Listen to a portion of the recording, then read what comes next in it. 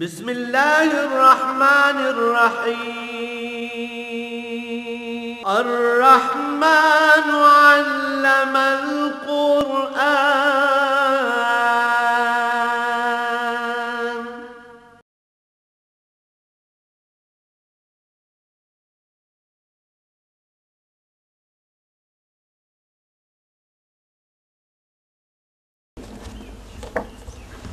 راشد حبیب محمد ابو بکر صدیق مظہر حسین طارق محمود محمد صادق حافظ اعجاز احمد خواجہ طارق محمد احمد عبدالعزیز عبدالماجد ارشاد حسین امان اللہ. اب یہ باقی آباد حشر الوقوف والے کاشف شہزاد حیدر اعجاز مبشر احمد محمد شعیب فضل احمد محمد رفیق محمود احمد عابد حسین فان احمد عبدالقیوم علی عمران لال حسین غلام محی الدین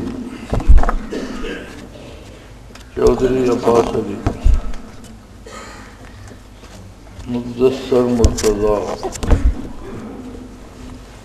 ضیاء اللہ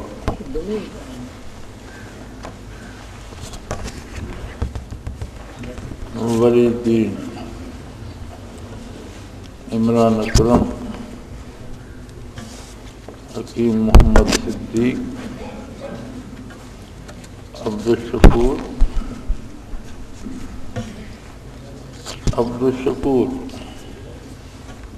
سید مظفر حسین شاہ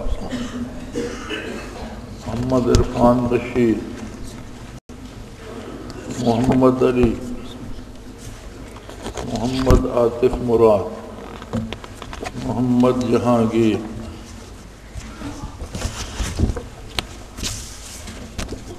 محمد بشیر سلیمان محمد ایوب محمد عظیم محسن چشتی غلام رسول محمد وسیم محمد شعیب خان محمد سعید شیخ محمد عثمان محمد نسیم.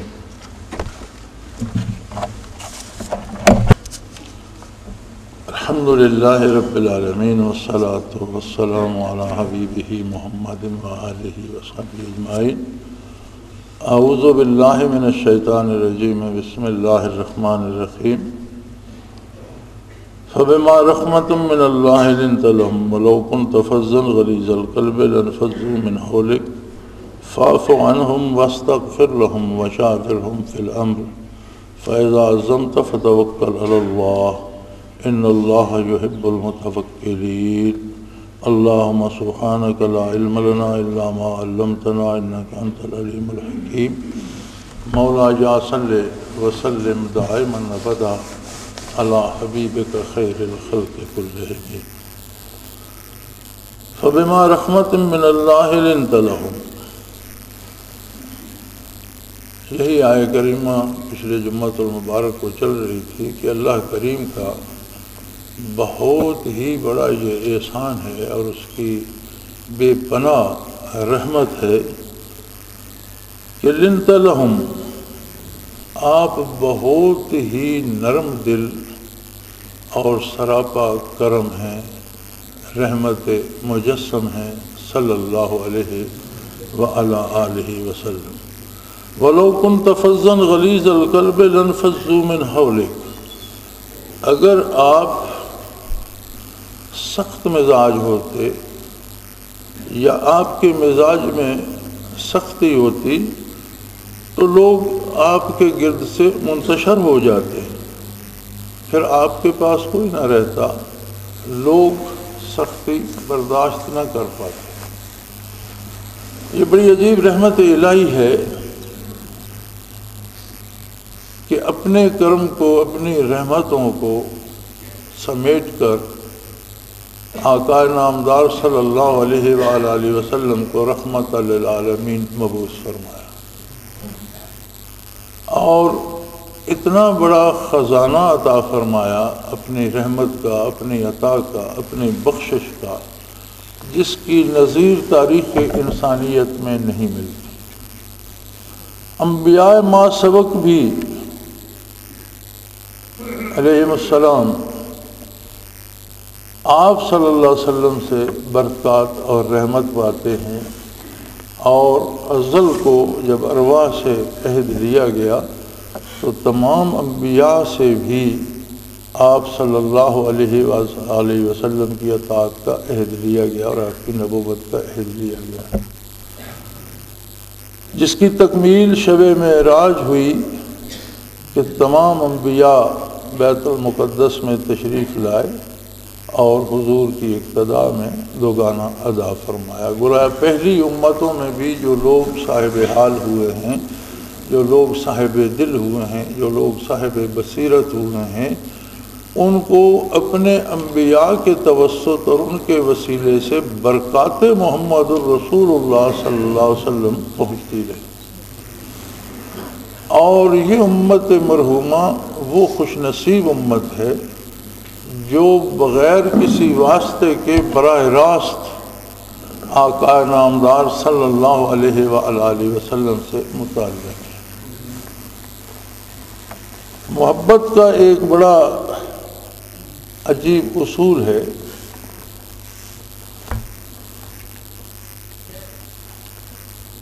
امام راضی رحمۃ اللہ تعالی علیہ نے تفسیر کبیر میں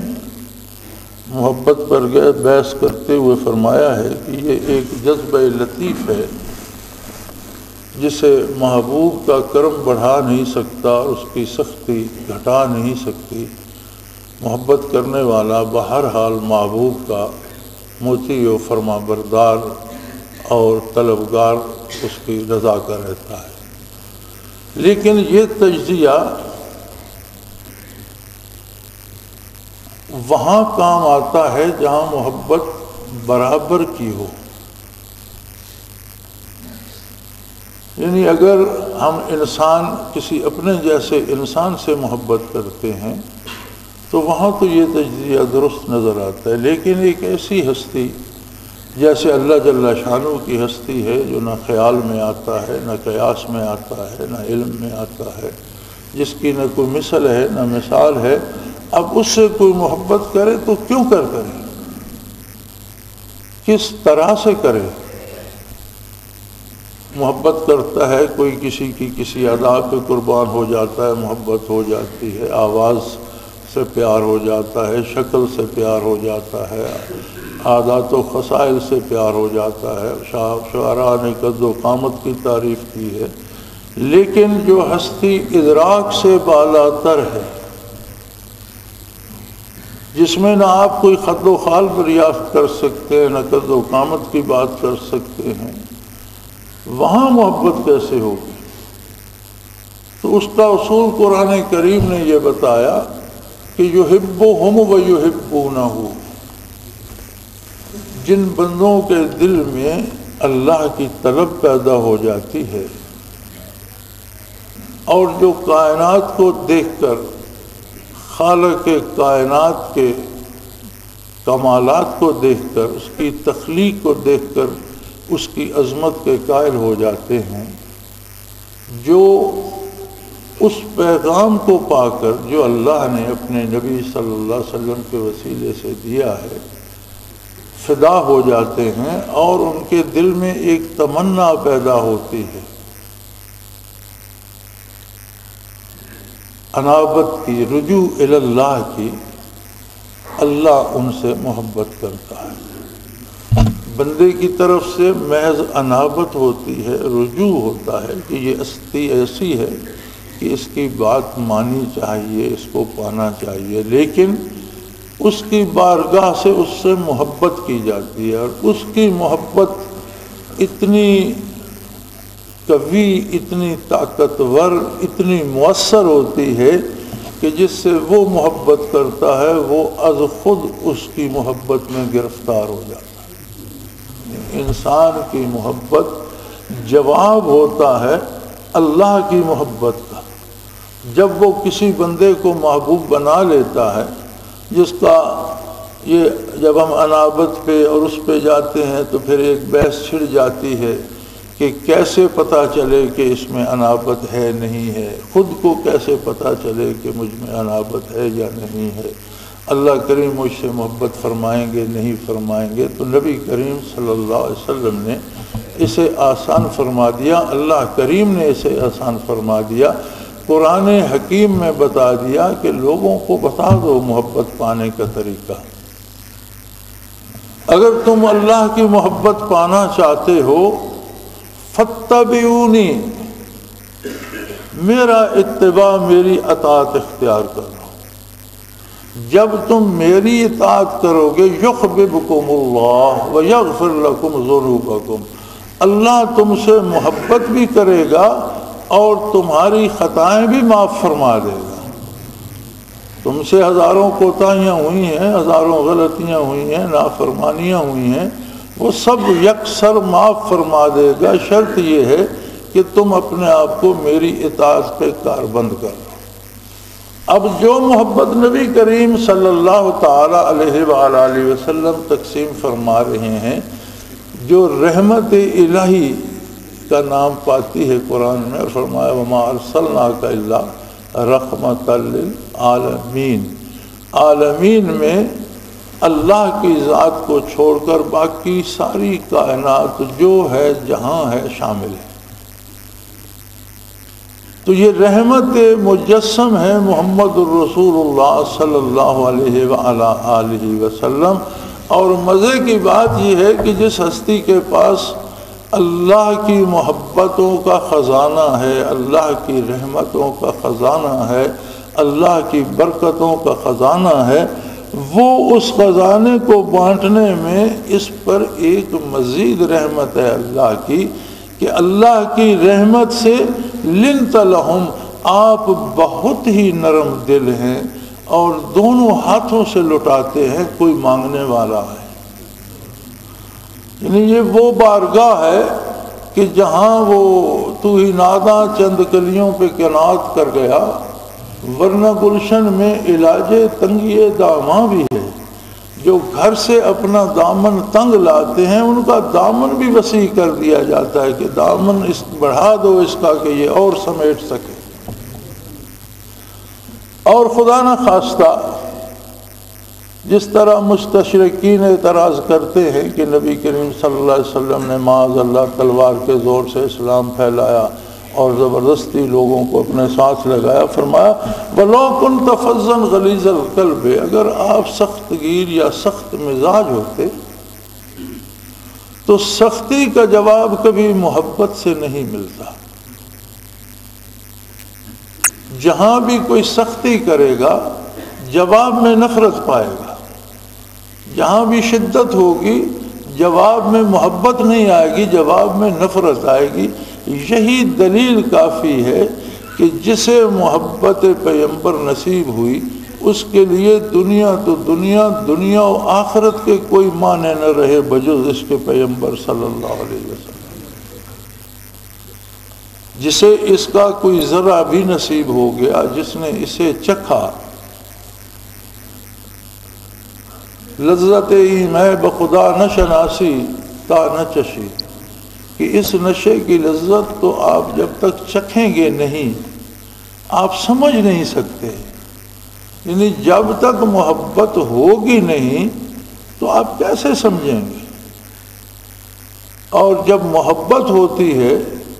تو محبت بندے کا اپنا اختیار سلب کر دیتی ہے، اپنے فیصلے سلب کر دیتی ہے، اپنی تجویزیں ختم کر دیتی ہے، پھر صرف ایک راستہ رہ جاتا ہے، محبوب کی خوشنودی، اس کی رضامندی۔ اور جب محبوب ایسا ہو کہ جس کی کمال رحم دلی کے اور نرم دلی کے کمال کے دعوے اللہ کریم فرما رہے ہوں کہ اللہ کی رحمت سے آپ بہت ہی نرم مزاج، نرم دل، بہت ہی محبت کرنے والی ہستی ہیں، کوئی ذرا سا آپ کی طرف جھکے تو آپ اس پر اللہ کی رحمتیں نچھاور کر دیں۔ حضرت شیبہ رضی اللہ تعالی عنہ اہل مکہ میں سے تھے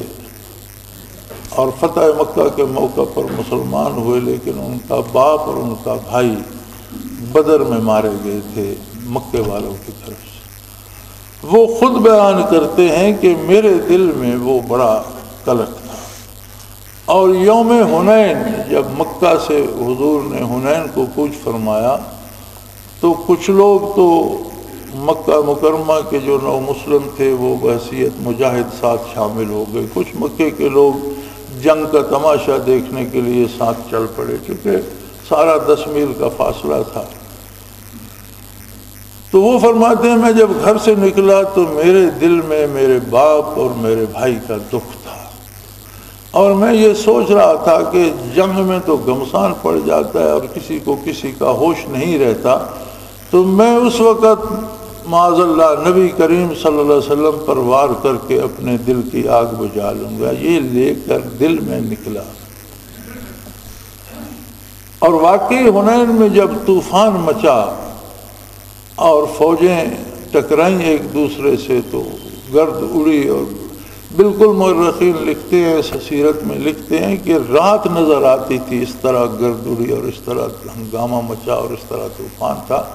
کہ دن کو بھی رات کا سما نظر آتا تھا۔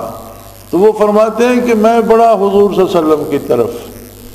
دائیں سے گیا تو حضرت عباس رضی اللہ تعالی عنہ دائیں طرف موجود تھے، پھر میں بائیں سے گیا، مجھے یاد نہیں کون سا نام انہوں نے لیا، پھر کوئی جانثار بائیں طرف موجود تھے، میں پیچھے سے بڑا، میں پیچھے تھا، حضور سامنے ملاحظہ فرما رہے تھے، لیکن میرا نام لے کر مجھے پکارا اور کہا شہبہ سامنے سے آؤ۔ میں دھک سے رہ گیا اور میں شرمندہ حضور کے سامنے فرمایا قریب آؤ۔ جب میں اور قریب گیا تو آپ نے میرے قلب پر انگلی مبارک رکھی اور دعا کی اللہ اس کے دل کو بدل دے۔ وہ فرماتے ہیں کہ اس لمحے میں نے یہ محسوس کیا کہ دنیا و ما فیہا کو ان قدموں پہ نچھاور کیا جا سکتا۔ میرے نزدیک محمد الرسول اللہ صلی اللہ علیہ وسلم سے زیادہ محبوب کوئی نہ رہا، مجھے سب کچھ بھول گیا۔ اور حضور نے فرمایا دیکھ کیا رہے ہو، جاؤ کافروں پر ٹوٹ پڑو۔ فرماتے ہیں میں پلٹ کر کافروں پر ٹوٹ پڑا اور بڑی دل کی بھڑاس نکالی، بڑا لڑا۔ اب آپ اندازہ کیجئے کہ جو محبت لے کر جائے گا وہ کیا پائے گا، کہ اگر کوئی دشمنی لے کر قریب جاتا ہے تو وہ محبت لے کے پلٹتا ہے، وہ عشق لے کے پلٹتا ہے۔ مشہور واقعہ، حضور آرام فرما رہے تھے، کسی جگہ لشکر کا قیام تھا، آپ مجاہدین سے الگ ہو کر ایک درخت کے نیچے آرام فرمانے لگے اور اپنی تلوار مبارک درخت سے لٹکا دی۔ تو کوئی کافر جو اسی طرح کا طاق میں تھا، کوئی مشرک، اس نے حضور کی تلوار اتار لی اور پھر آپ کو آواز دی کہ اب آپ کو مجھ سے کون بچائے گا، آپ کا لشکر بھی یہاں نہیں ہے اور آپ کی تلوار میرے ہاتھ میں ہے۔ تو آپ نے فرمایا اللہ۔ تو حضور کے اللہ فرمانے سے اس پر ایسا لرزہ طاری ہوا کہ تلوار اس کے ہاتھ سے چھوٹ کر گر پڑی۔ حضور نے تلوار اٹھا لی اور فرمایا اب تم بتاؤ تمہیں کون بچائے گا۔ تو پریشان ہو گیا۔ حضور نے فرمایا پریشان کیوں ہوتے ہو، اللہ صرف میرا تو نہیں ہے، وہ تمہارا بھی ہے، تم بھی کہہ دو اللہ، اور اسے نور ایمان نصیب ہو گیا۔ اس ایک ادا پہ قربان ہو کے اس نے کلمہ شہادت پڑھ لی۔ اس نے کہا ایسا قریب تو کہیں نہیں دیکھا کہ میں تو قتل کے ارادے سے آیا تھا اور مجھ سے تلوار گر پڑی اور انہوں نے اٹھا لی، چاہیے تھا میرا سر قلم کر دیتے، لیکن یہ مجھے جہنم میں پھینکنے کی بجائے عشق الہی کے راستے پہ لگا رہے ہیں، ایسا کریم تو کوئی نہیں دیکھا۔ اب اگر کوئی شخص عشق نبوی سے بے بہرا رہتا ہے، اور یاد رکھیں کوئی اس کا پیمانہ کیا ہے، ہر بندہ دعویٰ کرتا ہے مجھے محبت ہے محمد رسول اللہ سے، ہر مسلمان کا یہ دعویٰ ہے، اور واقعی مسلمانوں نے بے پناہ محبت کی ہے، بے پناہ محبت کرتے ہیں اور بے پناہ محبت کرتے رہیں گے، لیکن پھر بھی کوئی پیمانہ کوئی معیار تو ہونا چاہیے۔ معیار وہی ہے فاتبعونی، جو آپ کا اتباع نہیں کرتا دعوی محبت کرتا ہے وہ جھوٹ بولتا ہے۔ محبت محبوب کی نافرمانی کی فرصت نہیں دیتی، محبت تو یہ سوچنے بھی نہیں دیتی کہ محبوب کی خلاف پسند کوئی کام کیا جائے، کام کرنا تو دور کی بات ہے، محبت تو یہ سوچنے بھی نہیں دیتی، اور کبھی بتقاضائے بشریت غلطی سے کوئی خطا ہو جائے تو راتیں روتے بیت جاتی ہیں کہ مجھ سے خطا ہوئی، مجھے معاف کیا جائے۔ احساس ندامت گھیر لیتا ہے بندے کو، اور وہی ندامت باعث مغفرت بن جاتی ہے، اور بعض لوگوں کی وہ جو خطائیں تقاضۂ بشریت ہو جاتی ہیں اور پھر انہیں توبہ نصیب ہوتی ہے تو وہ خطائیں بھی نیکیوں میں بدل جاتی ہیں۔ یبدل اللہ سیئاتہم حسنات، وہ لوگ جنہیں درد ہوتا ہے، دکھ ہوتا ہے، اور خلوص سے دل سے توبہ کرتے ہیں، اور جن کے دل پہ چوٹ لگتی ہے، اللہ کریم فرماتے ہیں پھر میں ان کی خطائیں نیکیوں میں بدل دیتا ہوں، صرف معاف نہیں کرتا بلکہ خطا کی جگہ نیکی عطا کر دیتا ہے۔ اور یہ سارا دین ہے کیا؟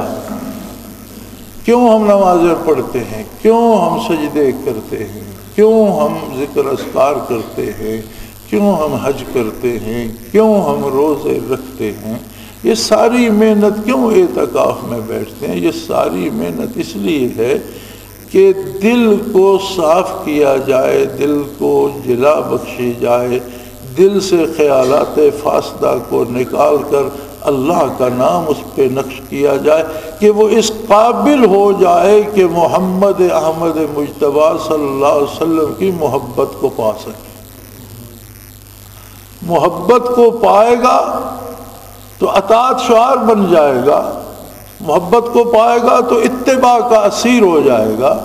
اور اس طرف تو اللہ کریم نے ضمانت دے دی کہ حضور کے قلب اطہر میں نہ سختی ہے، نہ کسی کے خلاف کوئی عناد ہے، نہ دشمنی ہے، بلکہ نہایت ہی نرم دل ہیں حضور، اور کوئی ذرا برابر جھکتا ہے تو اس کا اگر اجر تھوڑا بھی بنتا ہو تو جب وہ عطا فرماتے ہیں تو بندہ مانگنے کے قابل نہیں رہ جاتا، اس کی سمجھ میں نہیں آتا کہ اب مزید کیا مانگ سکتا۔ تو ہمیں دیکھنا ہوگا، ہمارا مزاج ہے، انسانی مزاج ہے، انسان دن بھر پوری دنیا کا تجزیہ کرتا رہتا ہے۔ ایک عام آدمی گاؤں سے اٹھتا ہے، ایک عام سے چھپری میں ہوٹل بنا ہوتا ہے، اس میں چائے بک رہی ہے، وہاں بیٹھ جاتا ہے تو ایک پیالی چائے کے پیتا ہے اور تبصرہ کر رہا ہوتا ہے عالمی طاقتوں اور ان کے کردار پر، یعنی وہ یہ نہیں دیکھتا کہ میری حیثیت کیا ہے، میری رسائی کہاں تک ہے، میری بات کا اثر کہاں تک ہے، وہاں تک بات کو لے جاتا ہے۔ پھر نیچے آتے آتے اپنے ہم عصر و ہم عہد لوگوں تک، نامور لوگوں تک آ جاتا ہے، پھر نیچے آتے آتے اپنے رشتہ داروں، بھائیوں، برادری تک آ جاتا ہے، اور کوئی فرد بشر کم ہی اس کی تنقید سے بچ پاتا، لیکن کوئی یہ تکلف نہیں کرتا کہ ایک لمحے کے لیے دنیا کو بھول جائے کہ ان کا حساب ہم نے نہیں دینا، کبھی اپنے آپ کو سامنے رکھ کے بات کرے کہ میں صبح سے شام تک کیا کرتا رہا، کتنی اطاعت کی اور کس حد تک نافرمانی کی۔ جو جملے صبح سے شام تک میری زبان سے نکلے، اگر ان کو بارگاہ رسالت میں دہرایا جائے تو کیا اثر رخ انور پہ مرتب ہوگا؟ کیا رخ انور کھل اٹھے گا خوشی سے، یا رخ انور پہ بیزاری کے یا ناراضگی کے آثار پیدا؟ کبھی اپنا تجزیہ ہم کریں نا، جو کام میں نے دن بھر کیے، اگر یہ کام بارگاہ رسالت پناہی میں پیش کیے جائیں تو کیا حضور قبول فرمائیں گے؟ یقیناً جہاں اطاعت کا جذبہ ہوگا، اتباع کے لیے محنت کی ہوگی، وہ کام اس بارگاہ کے لائق تو نہیں ہو سکتے۔ ہمارے عہد کے کام ہماری حیثیت کے مطابق ہوں گے، لیکن ان کا کرم اسے پذیرائی بخشے گا۔ لیکن جہاں جہاں نافرمانی ہوگی، وہاں وہاں حضور اکرم صلی اللہ علیہ وسلم کو بھی دکھ ہوگا۔ عزیز علیہ ما عنتم، یہ تو ساری انسانیت کے لیے اللہ نے فرما دیا کہ اے لوگو، غلطیاں تم کرتے ہو، اپنے اوپر ظلم تم کرتے ہو، کفر و شرک اور برائی تم کرتے ہو، جس کے نتیجے میں تم مصیبتوں میں گرفتار ہو جاؤ گے، لیکن وہ میرے نبی پہ گراں گزرتی ہے۔ حضور کو دکھ ہوتا ہے ان کا بھی جو کفر و شرک میں مبتلا ہے، ظلم و جور میں مبتلا ہے، کہ میری بعثت کے بعد آخر یہ بد نصیب کیوں جہنم میں جائے؟ اگر سورج طلوع ہونے کے بعد بھی کہیں اندھیرا ہی ہے تو پھر روشنی کب ہوگی؟ حضور نبی کریم صلی اللہ علیہ وسلم کی بعثت کے بعد بھی اگر ظلمت ہی ہے، تاریکی ہی ہے، تو پھر روشنی کی امید۔ اور فرمایا اس بات کا دکھ محسوس کرتے ہیں آقا نامدار صلی اللہ علیہ وسلم، اور جب بات مسلمان کی، مومن کی آتی ہے تو فرمایا بالمؤمنین رؤوف الرحیم، مومنوں کے ساتھ تو آپ درگزر کرنے والے بھی ہیں، رحم کرنے والے بھی ہیں۔ ایک ہستی جو بارگاہ رسالت میں خطائیں ہم کرتے ہیں اور بخشش وہ مانگتے ہیں، اب اگر ان کی محبت کا بھی ہم حق ادا نہ کر سکیں تو بہت بڑی سی بات ہے، اس کے لیے کوشش بھی نہ کر سکیں تو کیا فائدہ؟ ہم نے بہت سی چیزیں ثواب کے نام پر مقرر کر لی ہیں۔ جمعۃ المبارک ویسے بھی ہفتے کے 7 دنوں کا سردار ہے، رمضان المبارک مہینوں کا سردار ہے، اور پھر رمضان المبارک کا جمعہ ہو اور پھر جمعۃ الوداع ہو۔ میں نہیں سمجھتا کہ اس کا یہ نام مناسب ہے یا نہیں، مراد تو اس کا معنی تو یہ ہے کہ رمضان وداع ہو رہا ہے، رمضان جا رہا ہے، لیکن اس کا حق یا اس کا مفہوم تو یہ ہے کہ یہ نتیجے کا دن ہے۔ جمعۃ الوداع رمضان کی رخصتی کا دن نہیں ہے، یہ اس نتیجے کا دن ہے کہ اس مبارک مہینے میں، جس میں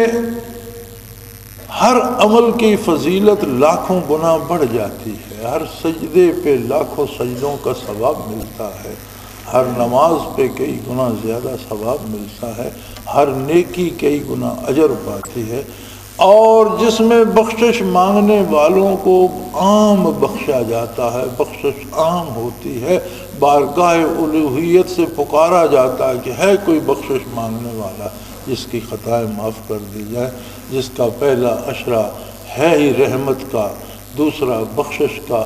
اور تیسرا جہنم سے آزادی کی سندیں دینے کا ہے، اتکم من النار، دوزخ سے آزادی کے پروانے ملتے ہیں۔ اور پھر اس آخری عشرے میں مبارک دن جمعے کا آ جاتا ہے جو اپنی فضیلت کے اعتبار سے دنوں کا سردار ہے۔ کچھ اس کے ساتھ غیر ضروری فضیلتیں بھی وابستہ کر دی گئی ہیں، جیسے جمعۃ الوداع کو 5 نمازیں قضا کرو تو ساری عمر کی قضا ہو جاتی ہیں۔ ایسا نہیں ہے، آپ 5 قضا کریں گے تو 1 دن کی قضا شدہ نمازیں ہی ادا ہوں گی۔ یہ الگ بات ہے کہ ان پہ 5 پہ اللہ 5 لاکھ کا ثواب دے دے تو ثواب 5 لاکھ کا ہوگا، ادا 1 ہی دن کی ہوں گی۔ جتنی قضا ہوئی ہیں ان میں سے 1 دن کی اگر آپ 5 نمازیں قضا کریں گے تو گزشتہ زندگی میں سے کسی 1 دن کی 5 جو قضا ہوئی تھیں ادا ہو جائیں گی، ساری عمر کی نہیں ہوں گی۔ جو تصور بنا دیا گیا یہ درست نہیں۔ ہاں ان کا ثواب شاید ساری زندگی کی نمازوں سے بڑا ہو، یہ الگ بات۔ ثواب کا ملنا، اجر کا ملنا الگ بات ہے، اور فرائض کی ادائیگی جو ذمہ داری ہے یہ ایک الگ بات۔ علماء حق نے اس کا طریقہ یہ بتایا ہے کہ بندہ اپنی زندگی کا تجزیہ کر کے اندازہ کر لے کہ سال یا 2 سال یا 5 سال یا 10 سال کی نمازیں چھوٹ گئی ہیں تو کم از کم ہر روز ہر نماز کے ساتھ 1 قضا بھی ادا کر لیا کرے، تو 1 نماز روزانہ 1 دن کی نمازیں لوٹائی جائیں گی تو 5 سال یا 10 سال جتنا عرصہ چھوٹی نہیں ہے اتنا عرصہ پڑھتا رہے۔ درمیان میں موت آ گئی تو وہ غفور الرحیم ہے، بندے کے ذمہ تو اس راستے پہ چلنا ہے، بخشش تو اس کی ہے، عطا تو اس کی ہے، لیکن اگر فرصت ملے تو وہ پوری کرے۔ تو یہ قضا عمری کا یہ جو ایک تصور ہے کہ عمر بھر کی قضا، یہ درست نہیں ہے۔ ہاں اجر شاید عمر بھر کی نمازوں سے جمعۃ الوداع کا 1 سجدہ زیادہ لے جاتا ہو، لیکن یہ نتیجے کا دن ہے، اور یہ نتیجہ ہمیں کون دے گا؟ کوئی باہر سے لکھ کر سند دے گا، کوئی ممتحن ہوگا، کوئی ایگزامینر ہوگا؟ نہیں، ہمارا دل اس بات کی گواہی دے گا کہ میں نے رمضان پایا۔ اس میں عشق رسول پیدا ہو جائے گا، اس میں محمد الرسول اللہ صلی اللہ علیہ وسلم کی محبت پیدا ہو جائے گی، جو اتنی شدید ہوگی کہ وہ ہمارے اعضاء و جوارح سے لے کر خیالات و نظریات تک کی اصلاح کر دے گی، کھرے کو کھوٹے سے الگ کر دے گی اور فرق کر دے گی حق اور باطل میں، اور آئندہ کے لیے ہم ایک مختلف انسان ہوں گے، ہماری سوچ بدل جائے گی، مختلف ہو جائے گی، کردار بدل جائے گا، اور ہم خود محسوس کریں گے کہ دنیا کی محبت اور دنیا کا لالچ اور ہر جائز و ناجائز وسیلے سے دولت جمع کرنے کی خوبو نکل گئی ہے۔ اب رزق حلال کی تمنا رہ گئی ہے کہ رزق حلال کا حصول تو عبادت ہے اور فرض عین ہے۔ اس کام پہ دل کرتا ہے جس کے کرنے کا حکم اللہ اور اللہ کے رسول صلی اللہ علیہ وسلم نے دیا ہے۔ اللہ کی کتاب کو پڑھنے کو جی چاہتا ہے، سمجھنے کو جی چاہتا ہے، پھر دل کرتا ہے یار اس آیت کا کوئی بندہ تو کوئی مجھے چند آیات کا ترجمہ ہی بتا دو، میرے رب نے کیا فرمایا ہے۔ اللہ کی یہ کتاب ایک ایک بندے کی طرف، ایک ایک بندے کو، اسلام صرف مسلمانوں کے لیے نہیں ہے، اور آقا نامدار صلی اللہ علیہ وسلم صرف مسلمانوں کے نبی نہیں ہیں، آپ بعثت سے قیامت تک ساری انسانیت کے لیے نبی ہیں، اور جتنے دروازے بارگاہ الوہیت میں تھے کھلتے تھے اپنے اپنے وقت پہ کھلے، سب بند ہو گئے، اب ایک ہی دروازہ ہے اتباع محمد الرسول اللہ، جو بارگاہ الوہیت میں باریاب ہونے کے لیے ہمیشہ وہاں رہے گا۔ تو بندہ اپنا یہ تجزیہ کرے، رمضان المبارک کو تو آنا تھا، رمضان المبارک آیا، رمضان المبارک کو جانا تھا، رمضان المبارک چلا جائے گا، لیکن یہ 1 مہینہ عجیب تھا، کہ اللہ کریم نے سارے شیاطین قید کر دیے، کوئی شیطان وسوسہ ڈالنے والا باہر نہ رہا، وسوسے ڈالنے سے روک دیے گئے، قید ہو گئے۔ سب سے بڑی سہولت تو یہ ہو گئی۔ پھر اس کے بعد انسان کے ہر چھوٹے عمل کو بہت بڑے اجر سے نوازا گیا اور بخششوں کے خزانے لٹائے گئے۔ ایک عامیانہ سا سوال جو لوگ دین کو نہیں سمجھتے وہ یہ سوال کرتے ہیں کہ اگر شیطان قید ہو گئے تو پھر یہ برائیاں کون کر رہا ہے؟ ڈاکے بھی روز ہوتے ہیں، دہشت گردی بھی روز ہوتی ہے، قتل عام بھی روز ہوتا ہے۔ تو یاد رکھو ابلیس، اس کی اولاد اور وہ جن جو اس کا اتباع کر کے شیطان ہو گئے وہ قید کر دیے جاتے ہیں، لیکن جو انسان ابلیس کا روپ دھار لیتے ہیں یا اس کی غلامی کرتے کرتے شیطان بن جاتے ہیں وہ قید نہیں کیے جاتے۔ اب یہ رمضان المبارک میں جتنے مظالم ہو رہے ہیں یہ وہ شیطان کر رہے ہیں جو انسانوں میں سے ہیں۔ شیاطین الجن والانس، شیطان جنوں میں بھی ہیں، شیطان انسانوں میں بھی ہیں۔ ایسے لوگ بھی ہیں جو شیطان کی غلامی کرتے کرتے خود مجسم شیطان بن گئے، اور نبی کریم صلی اللہ علیہ وسلم نے ان سے زیادہ خبردار فرمایا جو شیطان جنوں میں سے وہ صرف وسوسہ ڈال سکتا ہے، لیکن جو شیطان انسانوں میں سے وہ زیادہ خطرناک ہے کہ وہ آپ کو ہاتھ سے پکڑ کر لے جائے گا کہ یہ برائی کرو، آپ کو دلائل سے قائل کرنے کی کوشش کرے گا، آپ کے سامنے وہ برائی کرے گا کہ تم بھی اس میں شامل ہو جاؤ۔ تو حضور صلی اللہ علیہ وسلم نے فرمایا کہ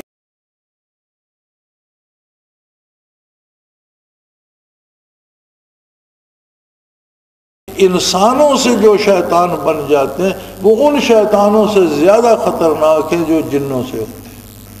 تو یہ جو رمضان المبارک میں اور غیر رمضان میں ہمیں خود اپنے ملک میں جو جہاں سارے لوگ اکثریت جو اسلام کا دعویٰ کرنے والی ہے، یہاں بھی جو ظلم ہوتے نظر آ رہے ہیں یہ کون کر رہا ہے؟ یہ وہ شیطان کر رہے ہیں جو انسانوں میں سے ہیں، اور ابھی جو جنوں میں سے ہیں وہ تو شوال المبارک کا چاند نظر آئے گا تو ان کی زنجیریں کھلیں گی، اور پھر دیکھنا یہ ہے کہ جو کچھ ہو رہا ہے اس میں کتنی برائی بڑھتی ہے اور کتنا دنگل مچتا ہے اور کتنا فساد بڑھتا ہے۔ یہ جو فساد کی آگ بھڑک رہی ہے اور دن بدن بھڑکتی جا رہی ہے،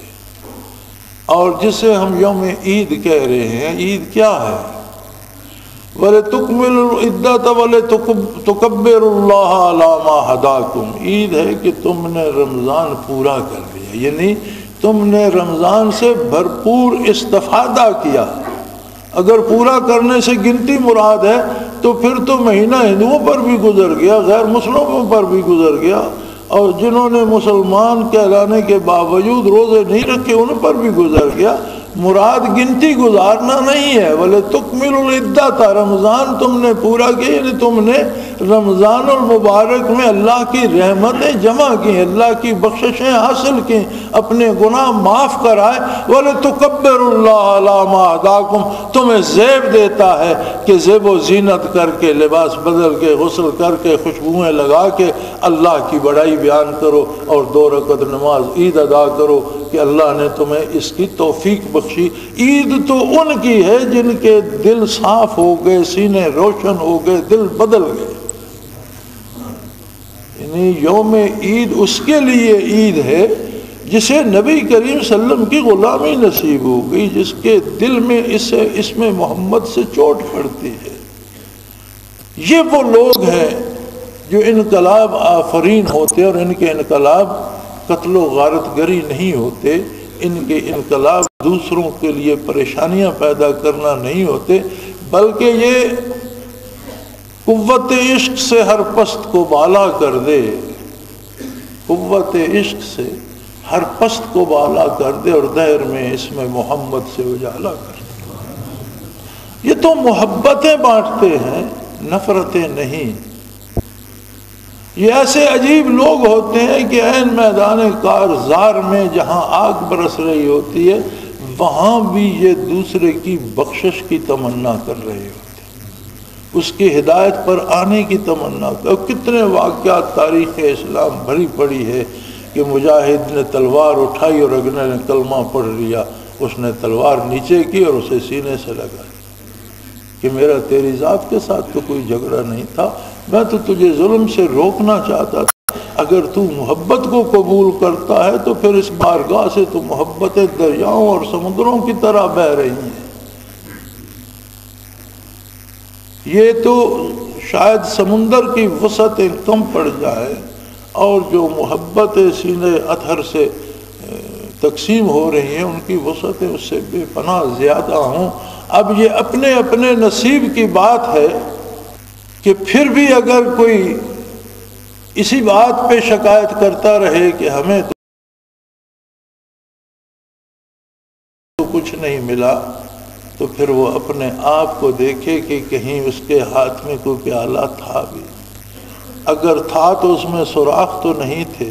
اس نے الٹا تو نہیں تھاما ہوا تھا کہ کہتا ہے میرے پیالے میں کچھ نہیں ہے، کہیں الٹا تو نہیں پکڑا ہوا تھا. کام کرنے کا سلیقہ بھی، پیالہ تھامنے کا سلیقہ بھی وہ ہو جو محمد الرسول اللہ صلی اللہ علیہ وسلم نے عطا فرمایا. اللہ کے حکم کے مطابق کام ہو اور محمد الرسول اللہ صلی اللہ علیہ وسلم کے طریقے کے مطابق ہو تو پھر دین کسی کے باپ کی جاگیر نہیں ہے. دین صرف مولوی کے لیے نہیں ہے، دین صرف پیر صاحب کے لیے نہیں ہے، دین صرف مقدس ہستیوں کے لیے نہیں ہے، بلکہ در باب رحمت واہ ہے گناہ گاروں کے لیے کہ آؤ اپنے گناہ نیکیوں سے بدل لو. پل بھر میں ایک مشرک مومن ہو سکتا ہے، پل بھر میں ایک کافر مسلمان ہو سکتا ہے، تو ایک پل میں ایک گناہ گار مسلمان نیک کیوں نہیں ہو سکتا؟ کوئی وہاں یہ بورڈ نہیں لگا ہوا کہ مولوی صاحب آئے اور وہ پائے، پیر صاحب آئے اور انہیں ملے گی. نہیں، وہ رحمت للعالمین ہے اور کائنات کو صدا دی جا رہی ہے. بد نصیب ہے وہ کہ جو مسلمان بھی کہلاتا ہو، اسے رمضان بھی نصیب ہو، اسے جمعۃ الوداع بھی نصیب ہو، اور اس کا دل ویسے کا ویسا اور وہ کہ میرا پیالہ تو خالی ہے، مجھے تو کوئی فرق نہیں لگا، مجھے تو کوئی سمجھ نہیں آئی. تو پھر دیکھنا پڑے گا کہ کہیں نہ کہیں کوئی کمزوری ہے، کہیں نہ کہیں کوئی نقص ہے، ورنہ وہ تو اتنے کریم ہیں. اللہ کریم فرماتے ہیں فاعف عنہم واستغفر لہم، میرے حبیب ان گناہ گار مسلمانوں سے درگزر فرمائیے، آپ معاف کر دیجئے ان کو جن سے خطائیں ہوتی ہیں. واستغفر لہم، آپ ان کے قائد ہیں، آپ ان کے سربراہ ہیں، آپ ان کے امام ہیں، آپ ان کے نبی ہیں، آپ ان کے لیے مجھ سے بخشش طلب کیجئے. یہ آپ کے ہیں، ایسے بھی ہیں، کمزور ہیں، خطا کار ہیں، ان میں لاکھوں انسانی کمزوریاں ہیں، لیکن نام تو آپ کا لیتے ہیں. تو میرے حبیب انہیں اگر شعور نہیں ہے بخشش طلب کرنے کا، واستغفر لہم، آپ ان کے لیے بخشش طلب فرمائیے. واہ کیا کرم ہے! آپ کرم کا انداز دیکھیے، اللہ کی رحمت کا انداز دیکھیے، منصب رسالت کی عظیم کرم فرمائیاں دیکھیے کہ ہم وہ لوگ جنہیں کوئی گاؤں میں نہیں جانتا، ہم وہ لوگ جن کی گھر میں کوئی اہمیت نہیں ہے. ہم میں ایسے افراد بھی ہیں جن کے افراد خانہ انہیں کوئی اہمیت دینے کو تیار نہیں ہے. اللہ اور اللہ کا رسول انہیں معروف نہیں فرماتے. فرمایا جو بھی کلمہ پڑھتا ہے میرے حبیب خطائیں کر اس میں شعور نہیں ہے، آپ اپنے دست رحمت اس کی بخشش کے لیے اٹھا دیجیے. کیا عجیب بات ہے، کیا عجیب کرم ہے کہ ایک بندے پہ رمضان بھی گزرا، اللہ نے رحمتیں لٹا دی، بخشش کے لیے آوازیں دی، بلایا، اور ایک ایک سجدے کی قیمت لاکھوں گنا بڑھا دی، اس پہ بے شمار اجر عطا فرمائے. پھر بھی اگر بندے کا دل صاف نہیں ہوا، اس میں کوئی کمی رہ گئی ہے، تو اگر وہ آپ کے دامن سے وابستہ ہونے کا دعوے دار ہے تو میرے حبیب اس کی خطاؤں سے درگزر فرما کر اس کے لیے اپنے دستے رحمت اٹھا دیجیے، اس کے لیے بخشش طلب فرما دیجیے۔ لیکن یاد رکھیں، جو بھی اس زمرے میں آئے گا، اب میرا آپ کو نہیں پتا کہ میں کیا کرتا ہوں، اور آپ کا مجھے نہیں پتا کہ آپ کیا سوچتے ہیں، کیا کرتے ہیں۔ ظاہر ہم ایک دوسرے کو جانتے ہیں، دل کے بات اللہ جانتا ہے، لیکن ہم اپنی بات تو جانتے ہیں۔ ہمیں اپنے قلب کا اندازہ لینا چاہیے کہ جن کی بخشش کے لیے محمد الرسول اللہ نے دستے رحمت اٹھا دیے، اب وہ ہاتھ تو خالی نہیں آئیں گے، وہ بخشے گئے،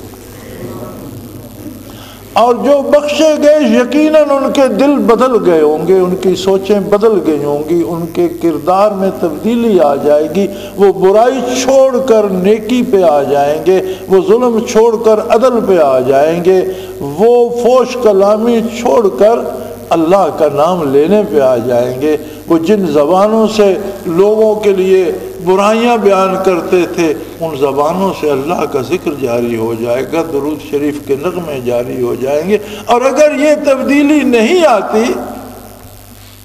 تو پھر ہمیں سوچنا ہوگا کہ اگر ہم اتنی بخشش میں، جس میں ایک اندھا دھند موسلا دھار بارش ہو رہی ہے،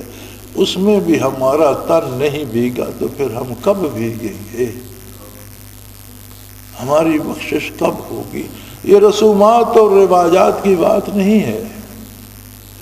اسلام حقائق پہ بات کرتا ہے، اسلام قصے کہانیوں کا مذہب نہیں ہے، حقیقتوں کا مذہب ہے، اور ہر فرد بشر کو اپنے آپ کو جانچنا چاہیے، دیکھنا چاہیے، اور اس نے تو وہ اعزاز بخشا ہے، رب کریم نے جو عزت بخشی ہے، فرمایا میرے حبیب ان سے اگر غلطیاں ہوتی ہیں تو درگزر فرمائیے، آپ اپنے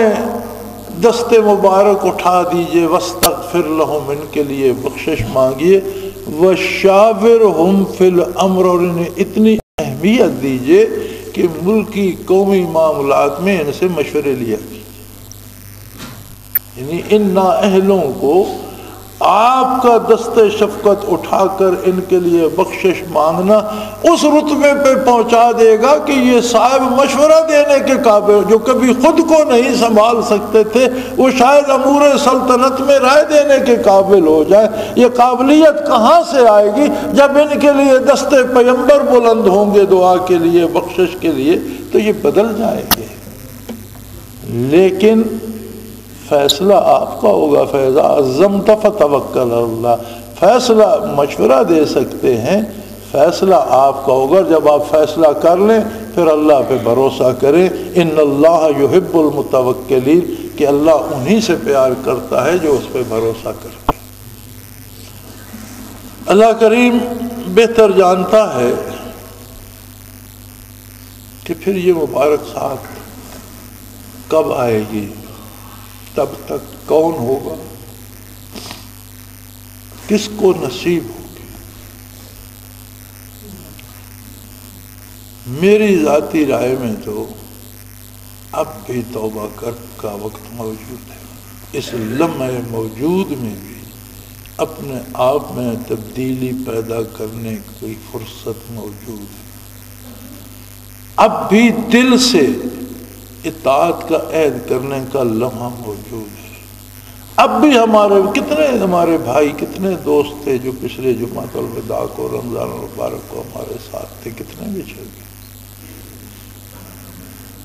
کتنے ایسے لوگ تھے جنہوں نے کچھ جمعے رمضان کے ہمارے ساتھ پڑھے، آج وہ نہیں ہیں۔ ہمارے پاس کیا گارنٹی ہے کہ کل ہوں گے، نہیں ہوں گے، کب رمضان آئے گا پھر یہ ساتھ نصیب ہوگی، نہیں ہوگی۔ آج اگر دستے دعا بلند ہیں حضور کے، اور حضور تو ہمیشہ یہ کرم فرماتے رہیں گے، حضور تو ہر آن ہر لحظہ اللہ کا حکم ہے اور اللہ کا رسول کریم ہے اور وہ کرم فرماتا رہے گا، لیکن یہ لمحے موجود تو پھر نہیں آئے گا۔ تو میرے بھائی اپنا خیال کرو، اپنی زندگی کو دیکھو،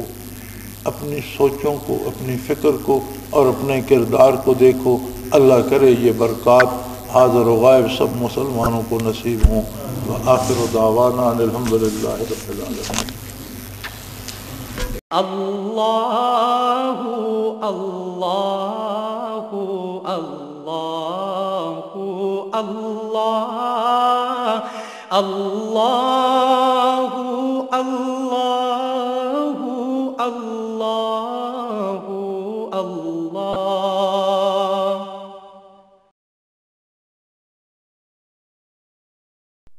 حضرت امیر محمد اکرم آوان مد ظلہ العالی دارالعرفان منارہ ضلع چکوال میں سالہ سال سے قرآن و حدیث کے اوپر خطابات کر رہے ہیں